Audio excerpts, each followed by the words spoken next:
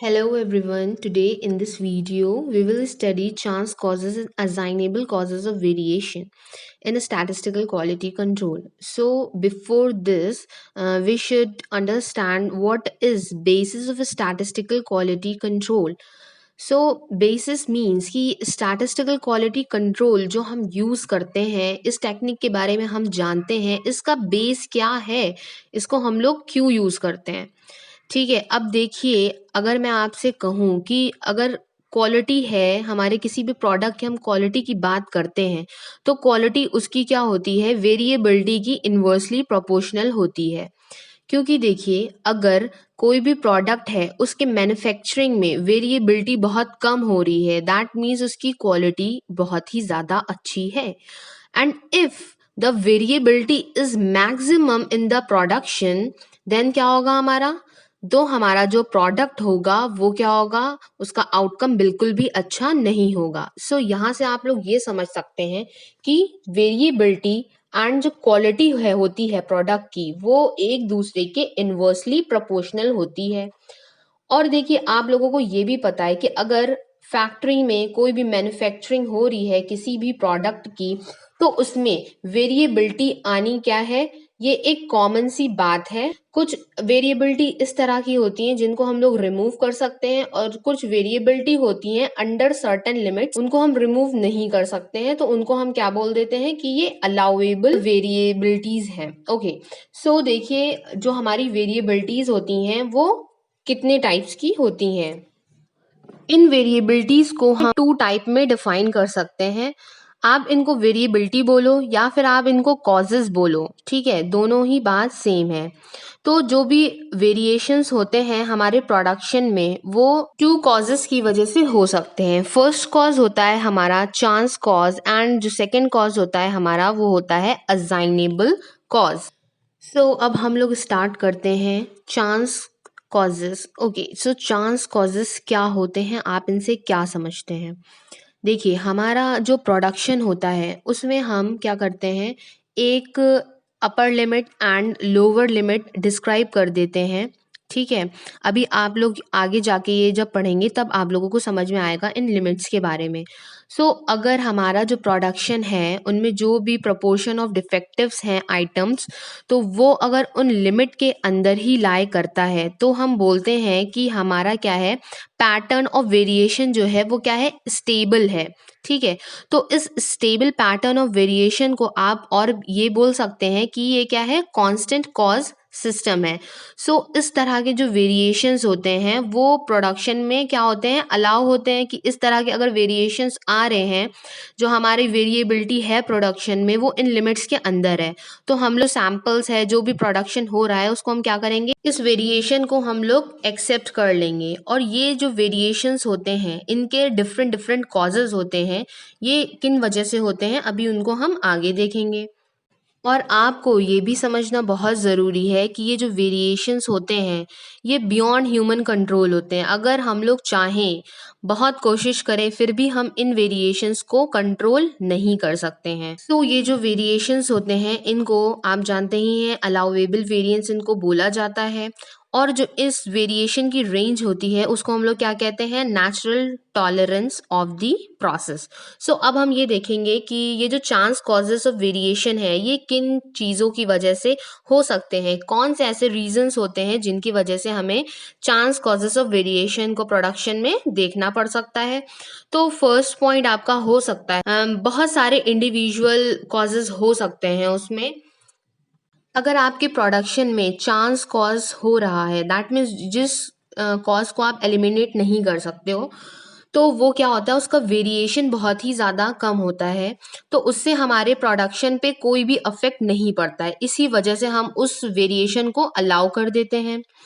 तो और ये जो हमारा वेरिएशन है चांस कॉजेस जिसके बारे में हम लोग पढ़ रहे हैं, इसको अगर हम लोग चाहें तो इकोनॉमिकली भी इसको हम लोग रिमूव नहीं कर सकते हैं। दैट मीन्स अगर हम लोग चाहें कि अगेन उसका इंस्पेक्शन करें, अच्छे से उसको देखें, फिर से उसकी सैम्पलिंग करें, तो अगर आप उस पर अपना मनी भी इन्वेस्ट करेंगे अगेन एंड अगेन, उसके बावजूद भी आप उस कॉज को रिमूव नहीं कर सकते हैं। अब देखिए कुछ टाइप के चांस कॉजेज ये होते हैं कि slight variation of a machine. अब आपको पता है मशीन है, कोई वो ह्यूमन, देखिए ह्यूमन के भी अगर बात करें तो ह्यूमन से भी क्या होता है, फॉल्ट्स हो ही जाते हैं। सो अगर एक मशीन की बात करें तो मशीन्स में भी स्लाइटली वेरिएशंस होते ही रहते हैं, तो उनकी वजह से चांस कॉजेज आने का बहुत ही ज़्यादा रहता है। सो सेकंड हमारा है कि lack of human perfection in reading instrument and setting controls. So अब आपको पता है, आप लोग अगर ग्रेजुएशन में हैं तो, और जो लोग ग्रेजुएशन कर चुके हैं उन्होंने फिजिक्स में प्रैक्टिकल्स किए होंगे। आपने वर्नियर कैलिपर से प्रैक्टिकल किया होगा। उसमें क्या होता था, हम लोग रीडिंग मेजर करते थे किसी भी इंस्ट्रूमेंट की with the help of vernier callipers. So हम लोग 3 रीडिंग्स लेते थे और उनके बाद उसका जो एवरेज आता था उसको हम बोलते थे कि ये इसका आंसर है। सो हम लोग ये 3 रीडिंग्स क्यों लेते थे, वो हम लोग इसलिए लेते थे क्योंकि रीड इंस्ट्रूमेंट को रीड करने में हो सकता है हमसे कुछ गड़बड़ हो जाए, जिसकी वजह से हमारी जो कैलकुलेशन है वो एग्जैक्ट ना आ पाए। सो इसलिए हम लोग उसकी 3 रीडिंग्स लेते थे, देन उसका जो एवरेज आता था उसको हम लोग बोलते थे कि ये हमारा फाइनल आंसर है। सो इस वजह से भी हमारा क्या होता है कि चांस कॉजेज अराइज हो जाता है प्रोडक्शन में। सो लास्ट हमारा हम ये कह सकते हैं चांस कॉजेज क्यों होता है। देखिए वोल्टेज फ्लक्चुएशन भी होता है, जो हमारे मशीन्स इंडस्ट्री में होती है वो किस चीज से चलती हैं, वो इलेक्ट्रिसिटी से चलती हैं। ठीक है, तो इलेक्ट्रिसिटी की वजह से भी क्या होते हैं, हमारे प्रोडक्शन में फ्लक्चुएशंस हो जाते हैं। सो यहाँ से बस आप इतना ही अगर चांस कॉज के बारे में पढ़ लेंगे तो वो सफिशिएंट है। अब इसको अगर आपको फॉलो करना है तो मैंने जो ये जो नोट्स लिखे हुए हैं तो आप इसको भी फॉलो कर सकते हैं, अदरवाइज गुप्ता एंड कपूर की जो अप्लाइड स्टैटिस्टिक है वो सफिशिएंट है। अब देखिए असाइनेबल कॉजेज ऑफ वेरिएशन क्या होते हैं। अब चांस कॉजेज आपने पढ़ लिया जो कि नेचुरली इनहेरेंट रहते हैं हमारी प्रोसेस में, जिनको हम लोग रिमूव नहीं कर सकते। जस्ट इसका अपोजिट होता है assignable causes of variation. So assignable causes of variation इस तरह के वेरिएशंस होते हैं जिनको हम क्या कर सकते हैं, रिमूव कर सकते हैं, और इनको हम लोग रैंडम कॉजेज नहीं बोलेंगे, बिकॉज ये हमारे कौन से कॉज होते हैं, नॉन रैंडम होते हैं, जो कि ह्यूमन एरर्स की वजह से भी क्या होते हैं, हो जाते हैं। ये जो असाइनेबल कॉजेज ऑफ वेरिएशन है, अब ये आपकी कौन कौन सी स्टेज है जिसमें ये आपके प्रोडक्शन में इंक्लूड हो सकते हैं। तो देखिए जैसे ही हम अपना रॉ मटेरियल मंगवाते हैं प्रोडक्शन के लिए, तो उस स्टेज से लेकर जो फाइनल डिलीवरी होती है गुड्स की, इसके बीच में जो भी हमारी स्टेजेस होती हैं उनमें कहीं पे भी assignable causes of variation include हो सकता है।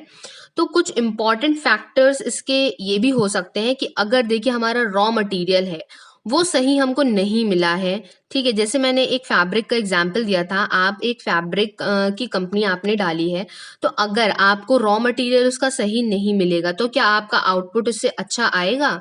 ऑब्वियसली नहीं आएगा। एक तो ये कॉज हो गया, इसकी वजह से भी आपका असाइनेबल कॉजेज अराइज कर सकता है। दूसरा कॉज ये हो सकता है कि जो भी ऑपरेटर है जिसको आपने मशीन पे लगा रखा है उसने कुछ नज़रअंदाज कर दिया हो, या फिर वो उसने बहुत अच्छे से फोकस ना किया हो अपने काम पे, उस वजह से भी आपके प्रोडक्शन में असाइनेबल कॉज आ सकता है।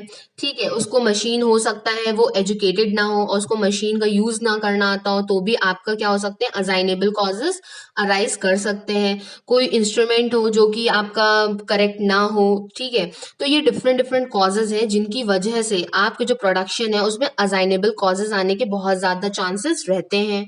बट सबसे अच्छा एडवांटेज इसका ये है कि ये जो असाइनेबल कॉजेज हैं आप इनको पहचान सकते हो कि ये असाइनेबल कॉजेज हैं, और किसी भी स्टेज पे अगर आपको पता चल जाता है कि हमारा जो प्रोडक्शन है उसमें असाइनेबल कॉजेज आ रहे हैं, तो आप अपने प्रोसेस को फिर से कंट्रोल कर सकते हो और ये जो वेरिएशंस हैं इनको रिमूव कर सकते हो। तो जो असाइनेबल कॉजेज हैं ये बहुत ही कम इंडिविजुअल कॉजेज की वजह से होते हैं।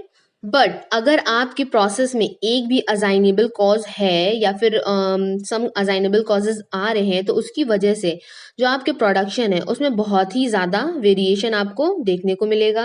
अब कुछ देखिए असाइनेबल कॉजेज हैं, वो ये हो सकते हैं नेग्लिजेंस ऑफ ऑपरेटर, जो कि मैंने बता दिया कि अगर अनस्किल्ड वर्कर है तो उसकी वजह से हो सकता है, डिफेक्टिव रॉ मटेरियल है तो उसकी वजह से भी हो सकता है, कोई भी फॉल्टी इक्विपमेंट है तो उसकी वजह से भी असाइनेबल कॉजेज आ सकते हैं, या फिर इम्प्रॉपर हैंडलिंग ऑफ मशीन अगर है तो इस वजह से भी जो आपका असाइनेबल कॉजेज ऑफ वेरिएशन है वो आ सकते हैं। तो ये जो 4 पॉइंट्स हैं आप इनको याद रखिए। सो स्टैटिस्टिकल क्वालिटी कंट्रोल एक हमारा ऐसा डिवाइस है, आप कह सकते हैं, जो कि हमें बताता है कि किस स्टेज पे हमारे प्रोडक्शन में असाइनेबल कॉजेज आ रहे हैं और चांस कॉजेज आ रहे हैं, ताकि हम उनको उसी जगह पे सेपरेट कर सकें और कंट्रोल कर सकें। सो असाइनेबल कॉजेज ऑफ वेरिएशंस जो होते हैं, हम उनको फौरन अगर हमें डिटेक्ट कर लिया है कि यहाँ पे असाइनेबल कॉजेज ऑफ वेरिएशन आ रहा है प्रोडक्शन में, तो हम उसको रिमूव कर देते हैं। तो जो भी हमारा प्रोसेस होता है वो क्या हो जाता है, अंडर कंट्रोल हो जाता है। तो प्रोडक्शन प्रोसेस को हम क्या कह सकते हैं, हम ये कह सकते हैं कि हमारा प्रोडक्शन प्रोसेस कंट्रोल में है अगर उसमें खाली चांस कॉजेज आ रहे हैं। अगर असाइनेबल कॉजेज प्रेजेंट है हमारे प्रोसेस में, देन हम कहेंगे कि हमारा जो प्रोडक्शन प्रोसेस है वो कंट्रोल में नहीं है। सो आई होप कि ये भी लेक्चर आपको समझ में आया होगा। So thank you for watching my video. Have a nice day.